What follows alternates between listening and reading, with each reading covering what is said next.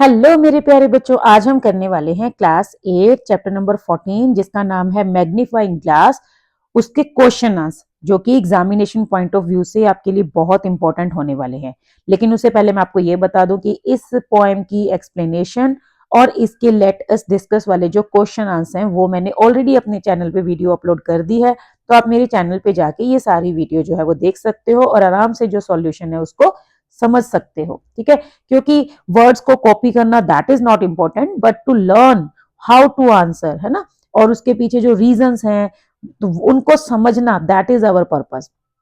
तो आज हम ये वाले जो क्वेश्चंस हैं ये करेंगे। यही एक्चुअली एक ही क्वेश्चन है। Let us think and reflect में जो हमारा पहला क्वेश्चन होता है, read the given extract and answer the questions that follow.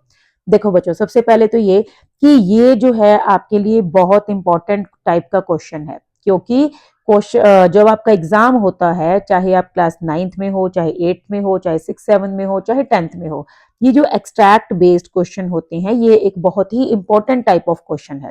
ठीक है, इसमें क्या होता है, आपको एक एक्सट्रैक्ट दिया होता है और उसके बेसिस पे कुछ क्वेश्चंस होते हैं, उनके आपको आंसर्स करने होते हैं।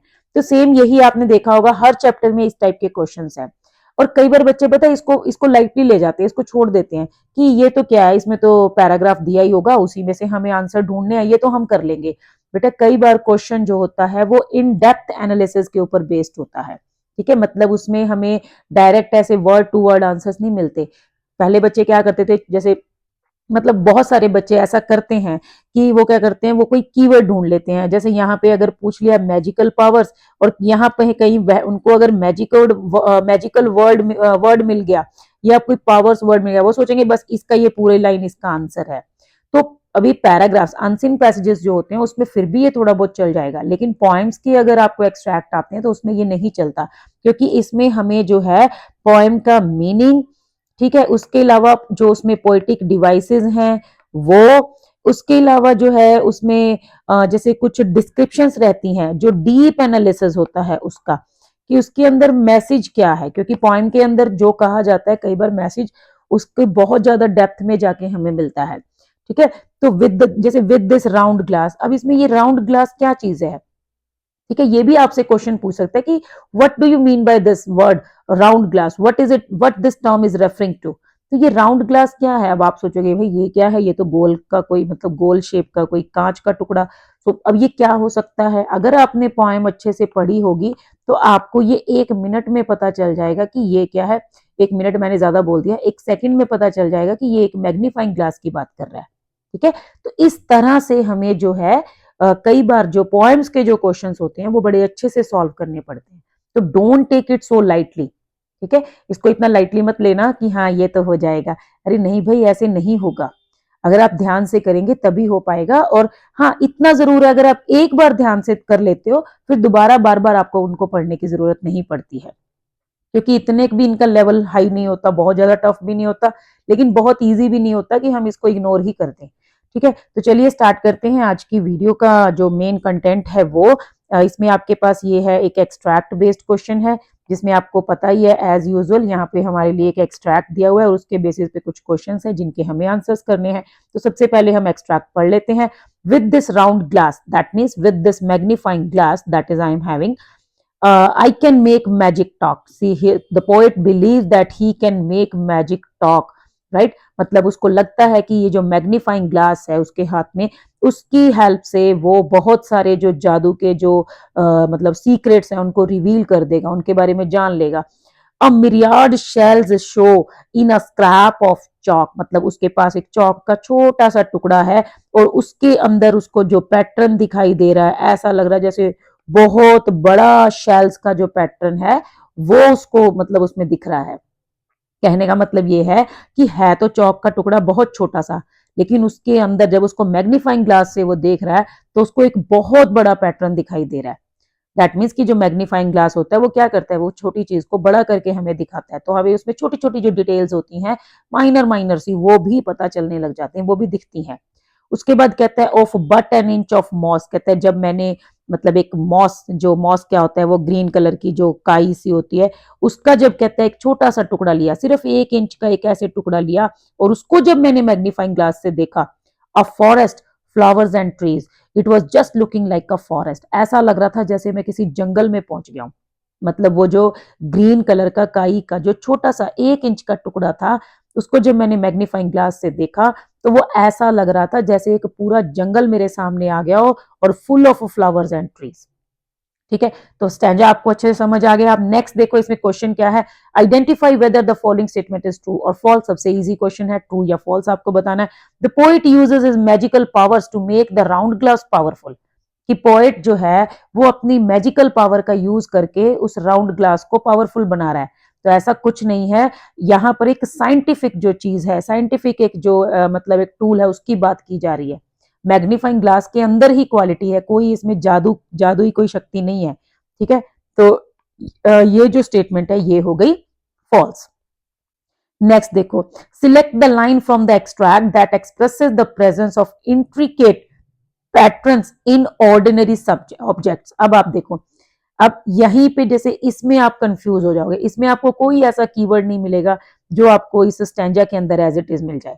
लेकिन अगर आपने ये स्टैंजा अच्छे से समझा होगा फिर आप आराम से आंसर कर सकते हो। क्वेश्चन क्या कहता है, कहते हैं वो लाइन सिलेक्ट करो एक्सट्रैक्ट में से जहां ये बताया गया है कि आम सी चीजों में, ऑर्डिनरी से ऑब्जेक्ट्स में भी बहुत सारी पैटर्न जो हैं वो छुपे होते हैं। तो ये उसने जब बोला था कि चौक में है ना, scrap of chalk, a myriad shells show in a scrap of chalk, तो ये जो है हमारा आंसर है क्वेश्चन नंबर 2 का।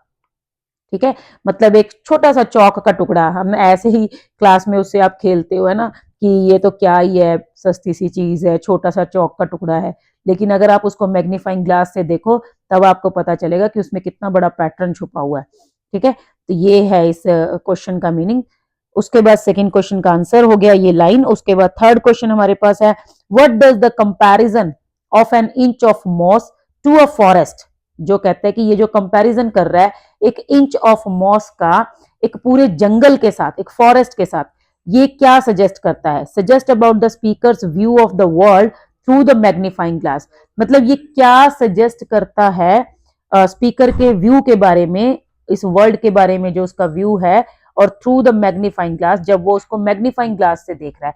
तो यहाँ पे जो आंसर है वो क्या है कि इट सजेस्ट, हम इसका आंसर जो है वो ऐसे लिखेंगे भी और मैं आपको समझा भी देती हूँ साथ साथ।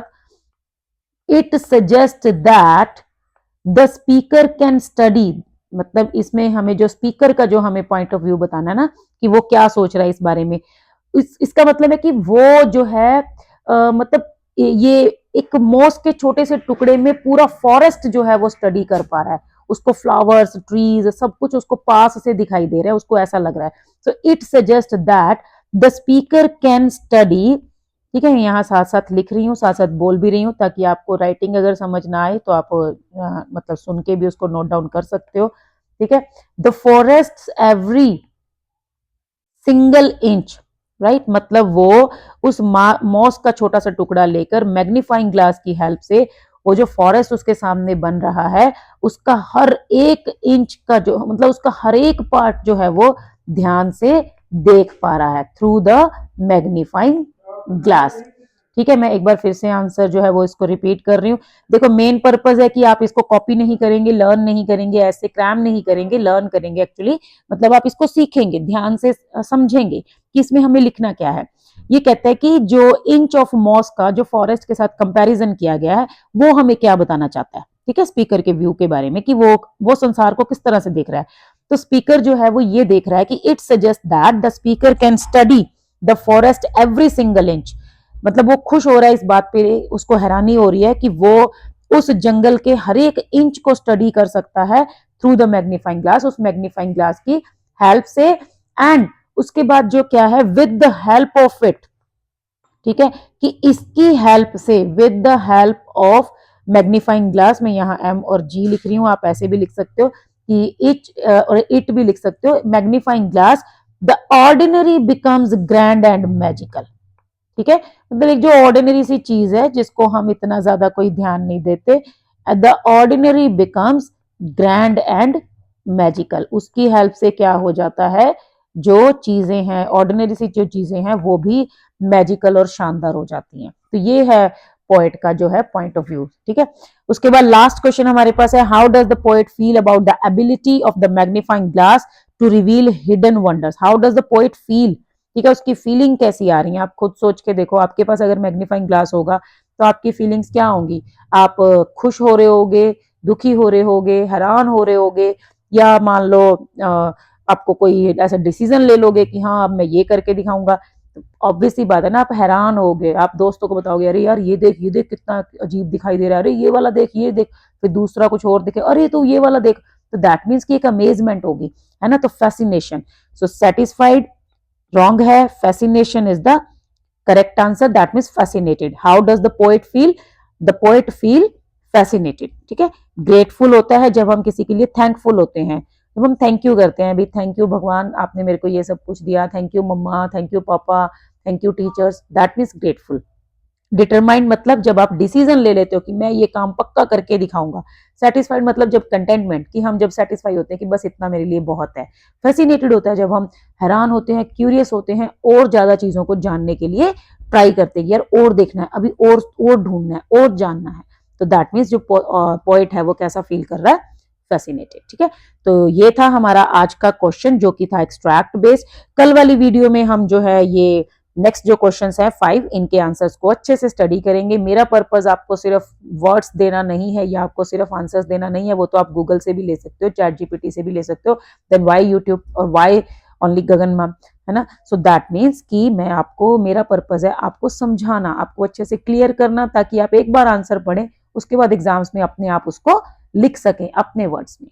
ठीक है, तो आज के लिए बस इतना ही, मिलते हैं नेक्स्ट वीडियो में। Thank you, bye bye.